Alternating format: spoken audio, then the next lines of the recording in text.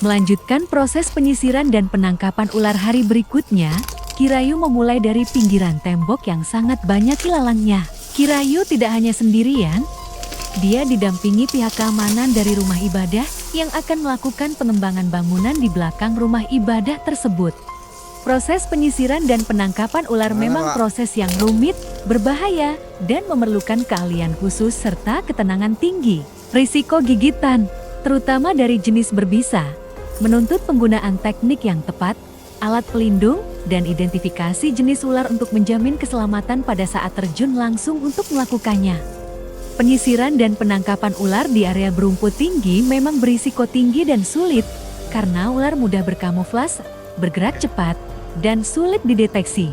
Tidak hanya memperhatikan langkah, kita juga harus memperhatikan tanaman tinggi yang nantinya akan dilalui. Siapapun kita, baik yang sudah ahli di dalam proses penangkapan maupun orang awam, harus menekankan dalam diri tingkat kewaspadaan dan kehati-hatian pada saat bertemu dengan ular, baik ular yang berbisa maupun yang tidak berbisa. Saat mendekati ular, dekati dengan perlahan dan hindari gerakan yang tiba-tiba. Jaga jarak aman dari kepala ular dan gunakan pengait atau gancu ular untuk mengarahkannya dengan lembut. Jangan pernah memegang ular jika Anda tidak terlatih atau berpengalaman karena resikonya sangat fatal, kata Kirayu. Kalau keluarnya lidahnya panjang, lel aja. Di lokasi penyisiran kali ini, Kirayu menemukan ular yang bergantung di ranting pohon kecil yang tumbuh di tengah-tengah rumput ilalang tersebut. Dengan tenang, Kirayu memperhatikan ular tersebut dan ternyata ular itu berjenis ular koros. Bagi Kirayu tidak ada masalah dengan ular tersebut, apalagi jenis ular koros tidak berbahaya dan tidak berbisa.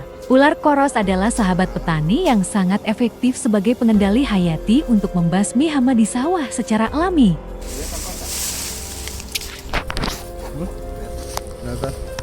Kata Kirayu, bagi yang mengetahui jenis ular ini tidak ada masalah karena tidak berbisa. Tetapi tetap saja bagi orang awam yang tidak mengetahui karakteristik ular ini dianggap sebagai ancaman dan dapat membahayakan. Jadi bagi teman-teman yang mengetahui jenis ular ini berkeliaran atau bertemu dengan ular ini, sangat disarankan tidak membunuhnya karena dengan secara tidak langsung membantu warga untuk membasmi tikus-tikus yang berkeliaran.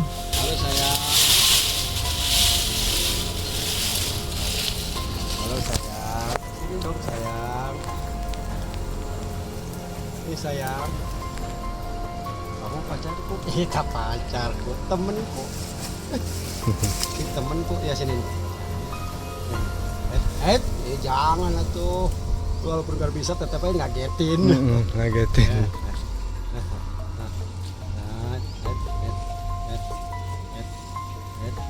Ular koros ini memang tidak berbisa dan berbahaya. Tetapi gigitannya wajib dihindari karena berpotensi menyebabkan luka sobek cukup dalam dan infeksi bakteri. Meskipun sering dianggap jinak atau pemalu, ular ini akan menggigit jika merasa terancam, terpojok, atau saat ditangani secara kasar. Ya, makan tikus. Ya, makan. Ya, jadi tidak berbahaya, Pak. Berbahaya ini apa?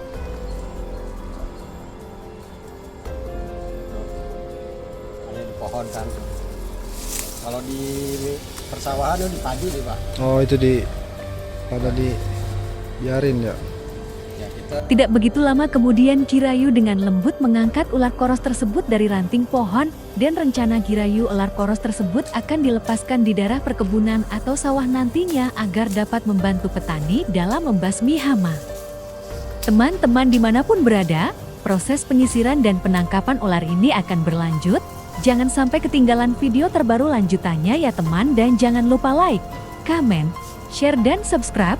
Tetap waspada. Terima kasih. Lah, ya. Terima kasih untuk selanjutnya kita terus di sweeping, disisir nih. Alang-alang hutan ini karena kan ya mau digarap dan juga takut ke warga yang lainnya.